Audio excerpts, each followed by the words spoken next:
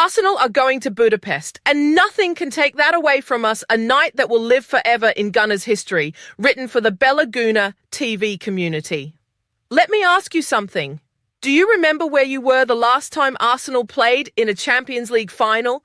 Because that was back in 2006. Many of us in this community were young kids, some were not even born yet, and some of us were watching through our fingers as the Gunners faced Barcelona in Paris. It ended in heartbreak that night. Jens Lehmann got sent off. Sol Campbell headed in what felt like a winner.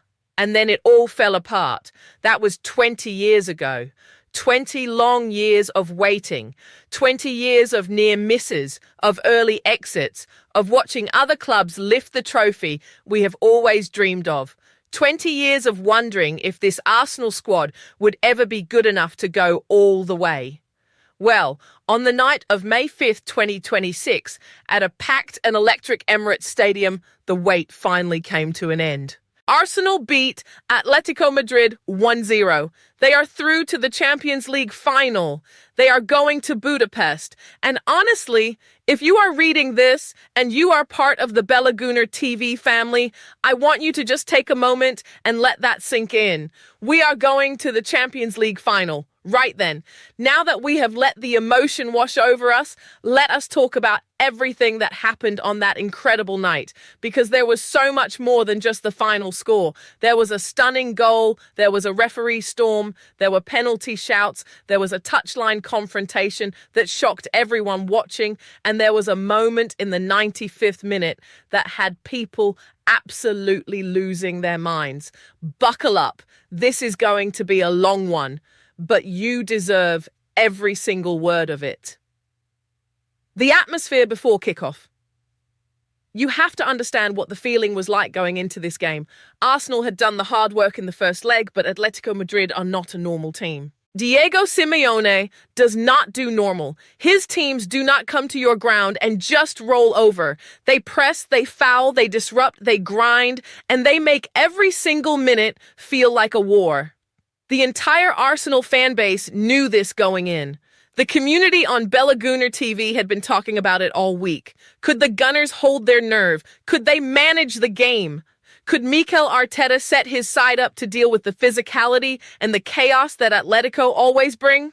There was also tension around Atletico off the pitch. Reports had come out that the Spanish club had actually complained to Uefa in the hours before the game, which tells you everything about the mindset they arrived with. They were not coming to North London for a friendly evening out. They were coming to fight, and fight they did. How the only goal of the night happened. The goal that sent Arsenal to Budapest came just before halftime, and it was one of those moments that reminded you exactly why Bukayo Saka is one of the best players in the world right now. Here is how it happened. Victor Gyokeres, who has been absolutely brilliant for Arsenal this season, got onto the ball and fired in a low shot towards the Atletico goal. Jan Oblak, one of the best goalkeepers in the world, did well to get down and parry the effort. But the ball did not go far enough away. Saka was there. Right place, right time, ice-cold nerves, and he slotted the rebound straight into the back of the net.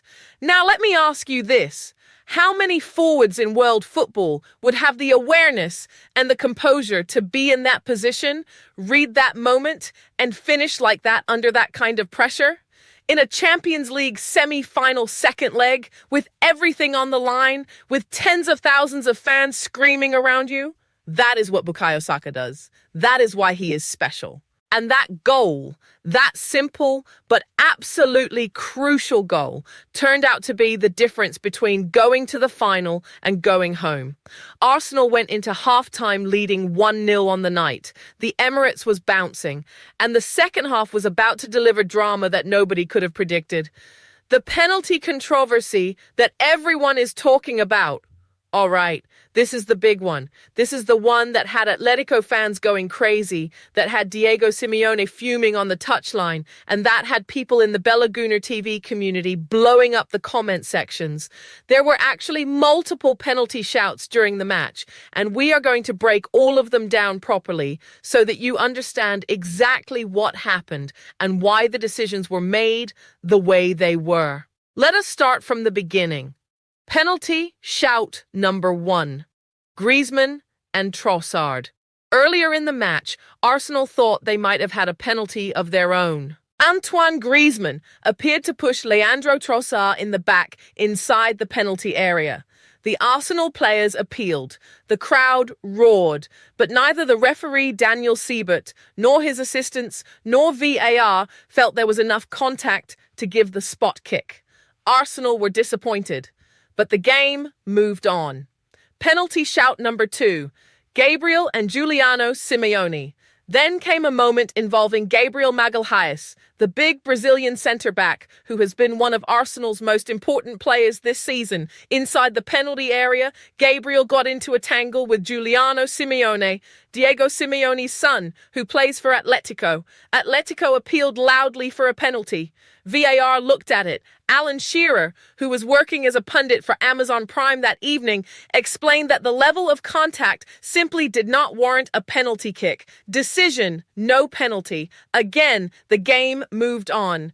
Penalty shout number 3, Calafiori and Griezmann. This is the big one. Now we get to the incident that Diego Simeone was talking about after the match when he said it was a clear penalty. And honestly, this one was the most complicated of the 3, so we need to go through it carefully. What happened was this. Arsenal defender Riccardo Calafiori, who has been excellent for the Gunners since arriving from Bologna, challenged Antoine Griezmann inside the Arsenal penalty area. Contact was made. Calafiori caught Griezmann on the calf. The Atletico players immediately threw their arms up. Griezmann went down. VAR started reviewing it. The Emirates went quiet. Everyone held their breath. Because if that was given as a penalty, Atletico would have the chance to level it at 1-1, and then who knows what would have happened. But here is where it gets really interesting, and this is something that a lot of people do not know or did not notice in the heat of the moment. Mark Clattenburg, who is a former Champions League referee and was also working for Amazon Prime as an expert analyst that night, explained the decision clearly. He said this: VAR looked at the Calafiori challenge on Griezmann and agreed it looked like a penalty. The replay showed there was contact, but then VAR went back further in the same phase of play and they found something important. Atletico's own full-back, Marc Pubel, had fouled Gabriel Magalhaes just moments before Calafiori made his challenge on Griezmann. This is crucial. This is the bit that changes everything. Because in football, you always go back to the first foul in a sequence. If Pubel fouled Gabriel before Griezmann was brought down by Calafiori, then play should have been stopped for the Pubel foul.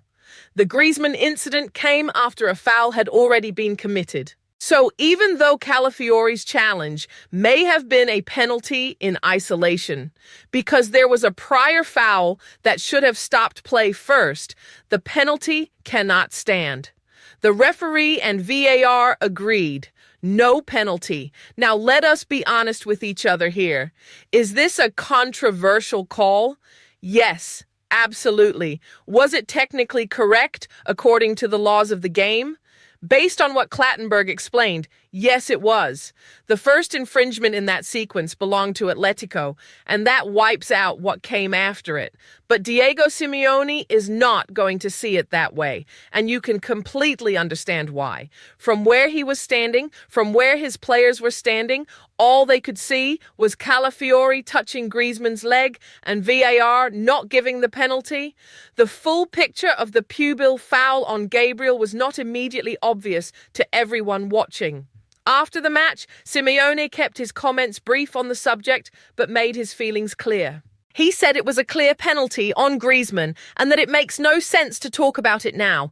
He also said that sometimes referee decisions go your way and sometimes they do not. And on that night, Atletico were unlucky.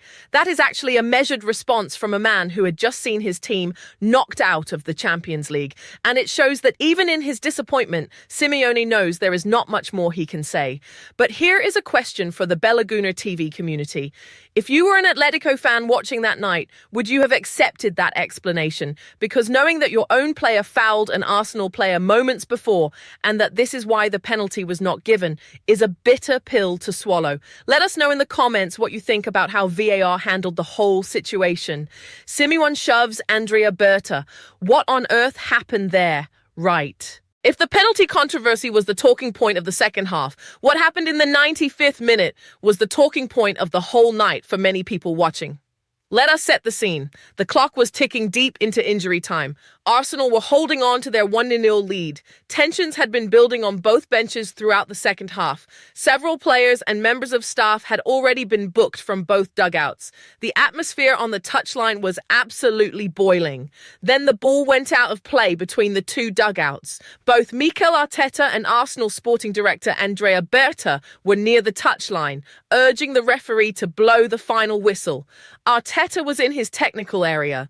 Berta was close to where the fourth official was standing. And then Diego Simeone spotted Berta. Now here is where you need to know a little bit of background. Andrea Berta and Diego Simeone know each other very, very well. Berta spent 13 years working at Atletico Madrid, working closely alongside Simeone as the club's sporting director, overseeing all their transfers and recruitment. He only left the club last summer to join Arsenal and take up the same role at the Emirates. These two men have worked together for over a decade. They know each other inside out. And on the night that Berta's new club knocked out Simeone's club in the Champions League semi-final, those two men ended up in a flashpoint on the touchline. Simeone made a beeline for Berta and shoved him back towards the tunnel. Staff from both benches rushed in to separate them. The fourth official stepped in to move Simeone back into his technical area. Simeone could be seen gesturing to the referee and pointing back at the Arsenal officials. John Champion, who was on commentary for Amazon Prime, said he had never seen so many people down on the touchline at once. His co-commentator, Alan Shearer, said the whole thing had been fizzing for a fair while before it finally boiled over. Nelson Vivas, a member of the Atletico coaching staff, was also sent back to the dugout by the officials. And Calafiori, interestingly enough, the same player at the center of the penalty controversy, was also told to return to the Arsenal bench. The whole scene was chaotic, raw, and completely understandable when you consider everything that had been bubbling under the surface throughout the match. But here is what makes it even more interesting when you think about it properly. Berta and Simeone are not strangers who had a random confrontation. These are two men who built something together at Atletico Madrid over more than a decade. They signed players together, planned transfer windows together, argued about targets together, and helped construct some of the most competitive Atletico squads in recent history. And now Berta is on the other side, working for the club that just ended Atletico's Champions League dream. On the night it happened, right there on the touchline. You could almost write a film about it. What do you think about that confrontation? Was Simeone out of line, or is it something you can understand given the heat of the moment and the history between those two men? Drop your thoughts in the comments because this is genuinely one of the most fascinating off-the-ball stories of this whole Champions League campaign. Simeone after the match, class in defeat. One of the most surprising parts of the whole evening, at least for those who only know Diego Simeone from his reputation as an intense and sometimes controversial figure in football, was what he said after the final whistle. Yes, he was clearly upset. Yes, he made his feelings about the Griezmann penalty known. But listen to what else he said. He said, "Congratulations to Arsenal." He said they deserve it because they have been fighting for years to reach a final. He praised Mikel Arteta directly, calling him an incredible manager for what he has achieved. He said he was genuinely happy for Arsenal. That is a man speaking with real class in a painful moment. Think about it. His team just got knocked out of the Champions League semi-final. There were flashpoints on the touchline. There are real emotions running hot. And yet Simeone found the grace to acknowledge what Arsenal and Arteta have built. It makes you respect the man even if you were rooting against his team that night. And it also tells you something about what this moment means in the wider world of football. Even opposing managers can see and acknowledge what Arsenal have been building under Arteta. This is not a fluke. This is not a lucky run. This is a real project that has been years in the making, and people inside the game know it. What this means for Arsenal and Mikel Arteta. Let us talk about the bigger picture for a moment, because what happened at the Emirates on May 5th, 2026 is not just about one football match. It is about a journey. Cast your mind back to when Arteta first took over as Arsenal manager. The club was a mess. They were finishing in the bottom half of the Premier League. The dressing room had lost its confidence. The fan base was divided and frustrated. There were genuine questions about whether Arsenal would ever get back to competing at the highest level. And then slowly, step by step, Arteta started to change things. He brought in better players. He changed the culture. He demanded more from everyone at the club. He lost games that hurt. He made decisions that were questioned. There were moments when people doubted whether his project was really going somewhere, but he kept going. And now look where we are. Arsenal are in the Champions League final for the first time since 2006 in Budapest on May 30th. The players who carried them there: Bukayo Saka with his winner against Atletico, Victor Gyokeres causing chaos in every match, Ricardo Calafiori defending his heart out even when the pressure was enormous, Gabriel Magalhaes commanding that backline. These players have bought into what Arteta is building. And Andrea Berta, the man who had that confrontation on the touchline, is also a huge part of this story. He spent 13 years building Atletico into one of the best run clubs in Europe. Now he has brought that knowledge and those contacts to Arsenal. The player recruitment has improved. The squad depth has improved. The whole operation looks like a proper big club now. There is a reason Simeone shoved Berta on that touchline, because somewhere inside, he knows that Berta helped Arsenal become this kind of team. The man he worked with for all those years is now applying the same principles on the other side of the pitch, and it worked. Now comes the final, Budapest, on May 30th. Arsenal will face either Bayern Munich or Paris Saint-Germain in the Champions League final in Budapest. PSG are the reigning holders. Bayern Munich are Bayern Munich. Either way, it is going to be the biggest game Arsenal have played in 2 decades. Let us be real with each other for a second. This is not going to be easy. Whoever comes out of the other semi-final will be a phenomenal team. PSG have been dominant across Europe this season. Bayern are always dangerous and always organised. Either one of them is going to be a massive test.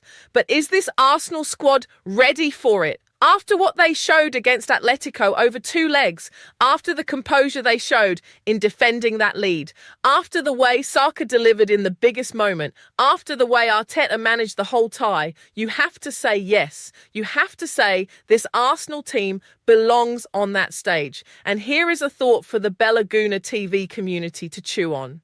The last time Arsenal were in a Champions League final, in Paris in 2006, they lost 2-1 to Barcelona after playing most of the match with 10 men. It ended in heartbreak. 20 years later, they get another chance. In Budapest. In a completely different era. With a different squad, a different manager, a different club structure. Is this the year everything changes? Is this the year the Gunners finally lift that trophy? What do you think? And more importantly, who do you want to face in the final? Bayern or PSG? Because that choice might actually matter when it comes to predicting who has the better chance of winning it all. Let us have that conversation in the comments. The Bellaguna TV community and nights like these. You know what makes nights like the one on May 5th so special? It is not just the football. It is sharing it with people who feel the same way you do. The Bellaguna TV community exists for exactly these moments. The ones that make you jump out of your seat. The ones that make you call your friends or message the group chat or go onto the comment section at midnight and just type something because you cannot keep it inside. Arsenal reaching a Champions League final is one of those moments. And if you have been part of this community, if you have been watching the content, engaging with the discussions, debating the tactics and the transfers and the decisions, then you are part of this story too. Saka scoring that goal, the penalty drama, Simeone and Berta on the touchline, the final whistle, the celebrations, the scenes in the stadium and around it. You were there for all of that even if you were watching from thousands of miles away. That is what football does. That is what this community is about. Final thoughts and the road to Budapest. Let us bring it all together. Arsenal beat Atletico Madrid 1-0 at the Emirates to reach the Champions League final for the first time in 20 years. Bukayo Saka scored the only goal by reacting to a parried shot and slotting in the rebound. The match was full of tension, controversy and drama. VAR denied Atletico 2 penalty shouts, with former referee Mark Clattenburg explaining that a prior Atletico foul on Gabriel wiped out the most controversial one involving Calafiori and Griezmann. Diego Simeone and Andrea Berta had a flashpoint on the touchline in the 95th minute, rooted in the fact that Berta spent 13 years working alongside Simeone at Atletico before joining Arsenal last summer. After the match, Simeone showed real class by congratulating Arsenal and praising Arteta directly. Arsenal will now face either Bayern Munich or Paris Saint-Germain in the Budapest final on May 30th. This is the story that the Bella Guna TV community will be telling for years. And the best part is, it is not over yet. There is one more game to play, one more mountain to climb, one more chance to do something historic. Mikel Arteta did not build this team to just show up in a final. He built them to win it. And on the evidence of everything we have seen this season, on the evidence of what happened on that incredible night at the Emirates, there is every reason to believe that on May 30th in Budapest, Arsenal can go all the way. 20 years of waiting, one final to go. Come on, you Gunners, leave your comments below. We want to hear from the Bella Guna TV community. Do you think Atletico deserved a penalty? Was Simeone right to be angry? What did you think of the Berta confrontation? And who do you want Arsenal to face in the final? Bayern or PSG? Get involved. This is your space.